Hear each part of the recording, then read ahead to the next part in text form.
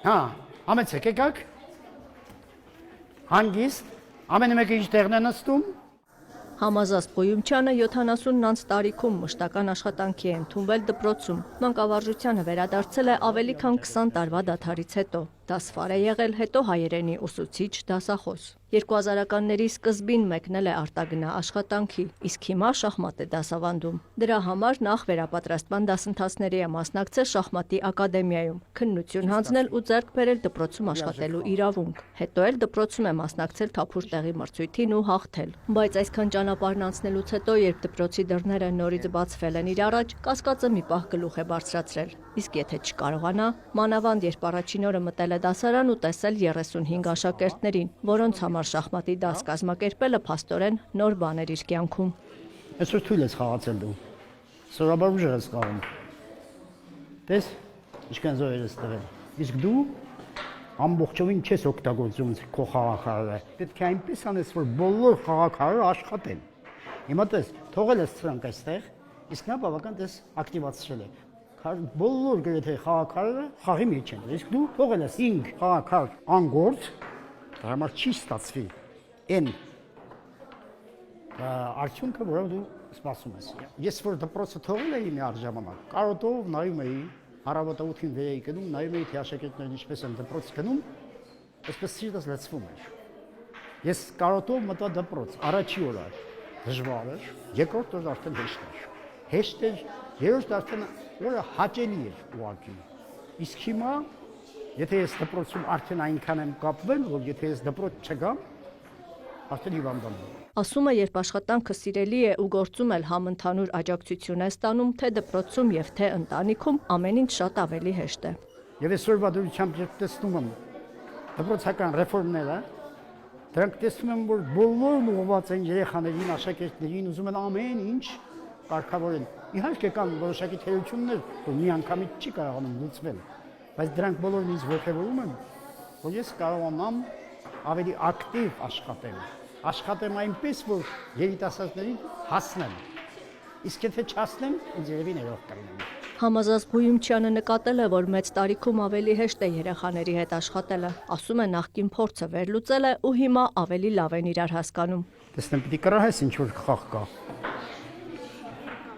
Չգիտեմ, չեմ ասի։ Հավելում է, նոր սերունդը շատ ավելի լավն ու բանիմաց է։ Իհարկե 25-ից 35 երեխայի հետ դասապրոցեսը կազմակերպելն իր բարդությունն ունի, մանավանդ անհատական աշխատանքը։ Յուրաքանչյուր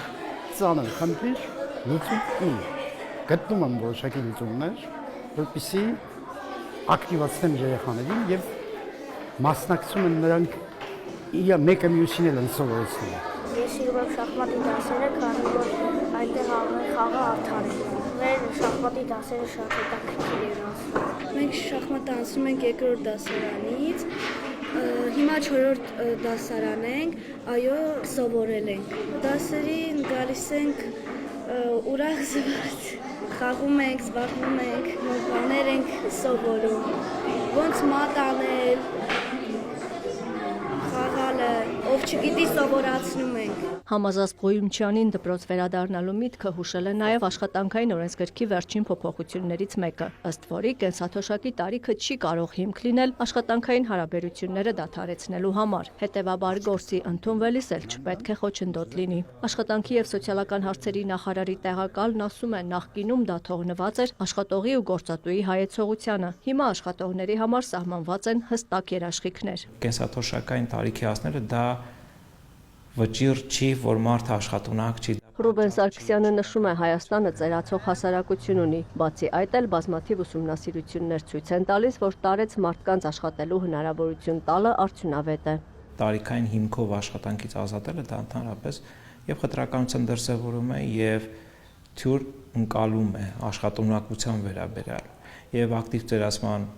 ծրագրի գաղափարի շուրջ նաև նման փոփոխություն ավելացրեցինք աշխատանքային օրենսգրքում։ Փոխնախարարը շեշտում է, աշխատանքային հարաբերությունները դադարեցնելու հիմքերը պետք է լինեն օբյեկտիվ։ Հմտությունների պակաս կամ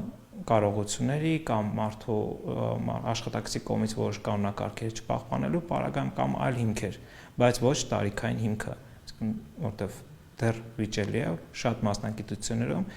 65 անցը կարող է X գործողություն ավելի լավ անել, թե 35 տարեկան, թե 21 տարեկան։ Տարիքի պատճառաբանությամբ աշխատանքային հարաբերությունները չդադարեցնելու օրենսդրական դրույթը չի վերաբերում հանրային ծառայողներին կամ քաղծառայողներին։ Պաշտոնյան ասում է, հիմա նախապատրաստվում են ու հավանաբար այդ ոլորտում նույնպես տարիքային սահմանափակումները շուտով կվերացվեն։ Առավոտյան ենք որոշակի աշխատանքային ներքին քննարկում ունեցել, որ ըստ այդմ դերերի բաշխում, ֆունկցիաների ու ընդհանուր մոտեցումների մասով, որ ընթացս արդեն քննարկում կունենանք։